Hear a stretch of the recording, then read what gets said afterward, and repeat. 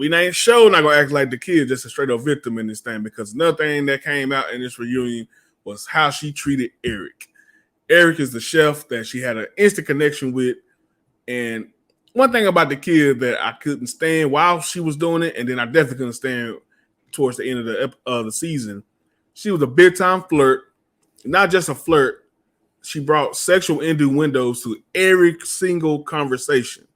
So it was bringing mixed signals. And honestly, that's really what the connection she had with Clifton. It wasn't about real deep emotional or spiritual ties. She was giving him sexual, innuendos. What did Joy give Clifton? I mean, yeah, there was no real deep emotional ties either. Yes, it was. Everything starts off They had physical. actual conversations. Yeah, you want to be physically attracted, but Clifton and Joy had actual conversations. Everything Clifton talked about with her, with Dakiya, whatever her name is, it went to sex instantly every time. So that's what it was. And she was like that with every person she wanted to date with, including Eric. So I think it was straight, I'm going to say it, bullshit what she ended up doing to Eric. Apparently they had some kind of outing where multiple people was there with the cast or, just general people. And it took a picture and he may have groped her or touched her in what way she seemed inappropriate. Why is there a quote? Inappropriate because it is appropriate. My bad. It is appropriate based on the fact that she's been showing those sexual clues the entire time. I'm sorry, honey pie. No. If you go on a date with somebody and you've gone on several dates with them and you're flirting with them, at no point is that an invitation to then touch all up on me. It's not. He said it revealed in the reunion they had already experienced kisses together. Intimate. Okay. They've been intimate. I'm sure they talked about sexual stuff. They talk about it on national TV and doing them phone calls. You probably talking about it, probably having phone sex and all this stuff. Grown people have phone sex. That's not true. But the point is, she was sending strong sexual signals. Say that 4 times. Yes, that. There's a boundary. I'm sorry, there is a boundary. I can send you all the sexual signals in the world, but until we both have an understanding that you can now move in and touch, you're still not allowed to touch. You're not. Like, if you kiss somebody, does that mean that the next time you want to have sex with them, they should just be okay with it? If it's me, I had sex that time, not the next time.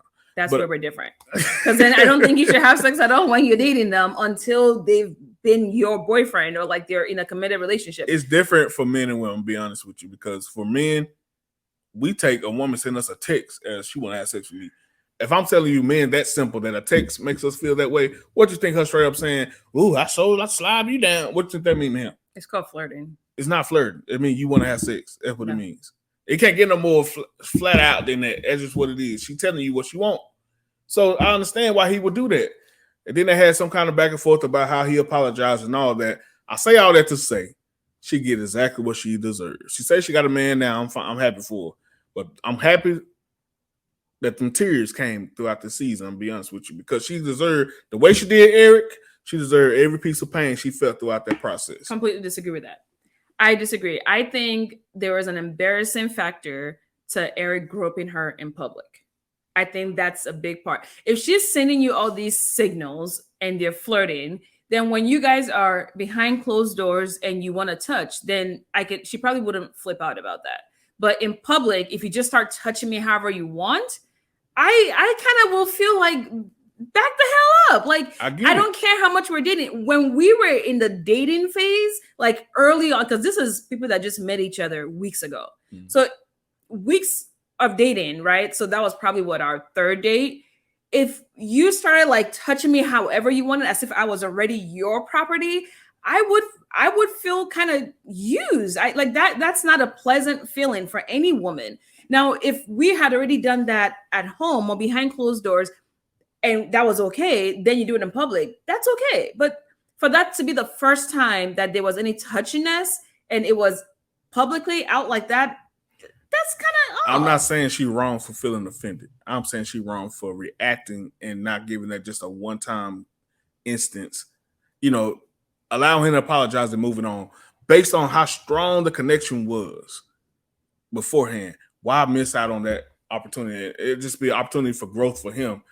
The point is, it's too many women out there and people in general, but mainly women, that miss out on great opportunities for somebody for just one mistake. And honestly, she was not ready to love, in my opinion, based on she came there looking for what's wrong with people. So no, that was Sabrina. Okay, yeah, not Dakiya. That's a good segue. I think Dakiya was ready to love. She's a grown woman. She has her dancing business. She's an engineer. She was ready to settle down. She just needed the right person to settle down with. And I think in her defense, once you've messed up and I don't feel that level of like comfort and safety with you, even though it's a first time thing, it's hard to come back from that. Like I lose all interest at that point because I never know what else you're gonna pull, you know. So I think once he did that, something was lost, that it was just over. I don't think he should have gone home for it, but he didn't have any other connections. He had one more connection with Carmen. Oh Lord. Let's not talk about that. So he shouldn't have gone home. And I don't think she wanted him to go home either. She just didn't want him anymore. But I think she was definitely ready to love. I think she was one of the grownest people that was there, if that's even a word.